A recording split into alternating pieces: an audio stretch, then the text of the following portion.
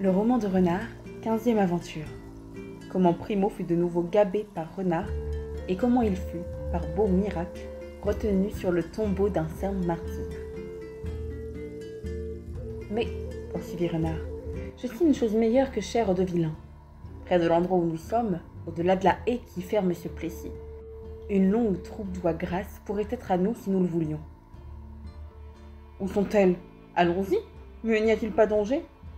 Non, elles sont gardées par un seul paysan. Cela suffit, dit Primo. Et j'y cours.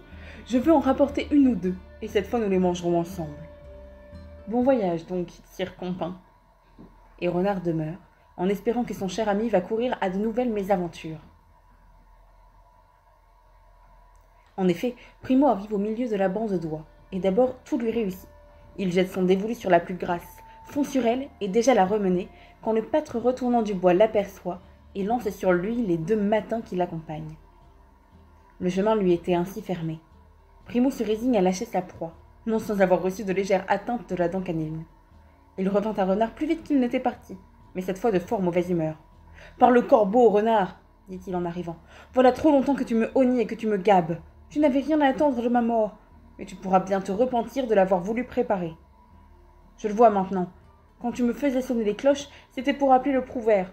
Quand tu me voyais au marchand de harengs, c'était pour me faire assommer. Quand tu me montrais le chemin du lardoir, c'était pour laisser au vilain ma peau en gage. Tu m'indiquais tout à l'heure une bande d'oies et tu comptais sur les chiens pour me faire déchirer. Maître fourbe, vous êtes trop malin. Je vais une bonne fois pour toutes payer mes dettes. » Il lui pose alors sa furieuse patte sur le museau. Renard fait un mouvement de côté, mais se sentant arrêté, « Sire Primo, dit-il, vous abusez de votre force. Les grands ne peuvent s'empêcher d'accabler ainsi les petits.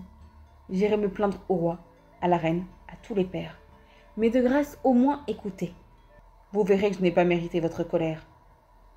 Non, point de pardon pour le traître, le félon, le scélérat. Tu ne mourras que de ma main. Mais encore, songez-y bien, sire Primo. Si vous me tuez, vous aurez affaire à bien du monde. J'ai des fils, vous le savez, j'ai des parents, de puissants amis. Il vous faudra compter avec eux. Et quand on saura que vous m'avez surpris à l'écart, assassiné, vous serez jugé à mort ou vous abandonnerez le pays. » Toutes ces paroles ne font qu'ajouter à la rage de Primo. Il saisit Renard par la nuque, le terrasse, le foule aux pieds, lui marche sur le ventre et le couvre de morsures. Renard meurt déjà de la peur de mourir. Rassemblant alors toutes ses forces. « Merci, Primo. Je jure, et c'est ma dernière confession, que je n'avais jamais cherché à vous nuire. » Ces mots arrêtent subitement la colère de Primo. Le doute commence à s'emparer de lui. Si pourtant Renard n'avait rien à se reprocher. Renard voit l'effet de ces dernières paroles. Il poursuit d'un ton plus élevé. Oui, j'en atteste les reliques. J'ignorais que les oisons fussent sous la garde des chiens. Non, je n'ai pas fermé les portes de l'église. Non, je n'ai pas deviné que les Harangers vous traiteraient plus mal que moi. J'implore justice, et j'adjure ma femme et mes enfants d'aller demander au roi vengeance de ma mort. Primo ne frappait plus. Il réfléchissait aux suites de cette affaire. « Allons, Renard, je te laisse la vie, je veux tout oublier. Lève-toi, tu n'as plus rien à craindre de moi. » M'est-il bien permis de le croire? Oui, je te pardonne. Et qui m'en assurera? Si tu veux, j'en ferai serment. Oui, je le veux. Eh bien, soit. Indique-moi le moutier dont je prendrai les saintes reliques à témoin. Il en est un assez voisin. Si vous le désirez, je vais vous y conduire. J'y consens. Allons. Ils se mettent à la voie. Mais Renard avait déjà médité une trahison nouvelle. À l'entrée du Plessis se trouvait un piège de sa connaissance, formé d'une branche de chêne courbée et retenu par une clé que le moindre poids faisait céder. C'est là qu'il conduit Primo. Arrivé en cet endroit, là, dit Renard, repose un corps saint, celui d'un confesseur et martyr, longtemps ermite dans ce monde et maintenant au paradis. J'ai grande dévotion à sa tombe, et sans aller plus loin, si vous voulez jurer sur elle que vous ne me battrez plus et que vous resterez mon ami fidèle, je me tiendrai pour satisfait. J'y consens, par sainte Agnès, dit Primo. Aussitôt il s'agenouille, pose la main au-dessus du piège et prononce ces paroles. Au nom de Saint-Germain, de tous les bienheureux et de celui qui repose ici, je consens à ne pas voir la journée prochaine si je garde rancune à Renard et si je cherche querelle à lui et aux siens. Ainsi, Dieu te soit en aide, répond Renard. Alors Primo, pour se relever, pose le pied sur la branche courbée. La clé échappe, et le pied reste pris dans le piège. Secours à moi! Si renard, je suis pris! Ah, tu es pris, traître! C'est que tu parlais contre ta pensée. C'est que tu étais parjure. Et voilà pourquoi le saint t'aura puni. Je me garderai bien d'aller contre la volonté de Dieu. Il te retient. Prie-le de te laisser échapper.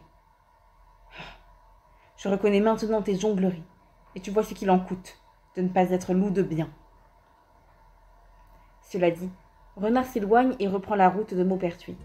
Chemin faisant, il rencontre un autre oison dont il s'empare, et, triomphant, revient trouver Hermeline qui ne sut, elle et ses enfants, comment assez le festoyer. Il compta plaisamment tous les tours qu'il avait joués dans son excursion, et comment Primo, toujours trompé, était enfin demeuré dans le piège.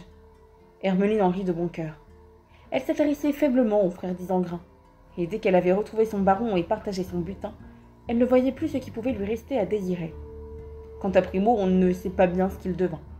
En fut-il quitte pour laisser en gage un de ses pieds dans le piège, ou mourut-il sous la dent des chiens qui le trouvèrent?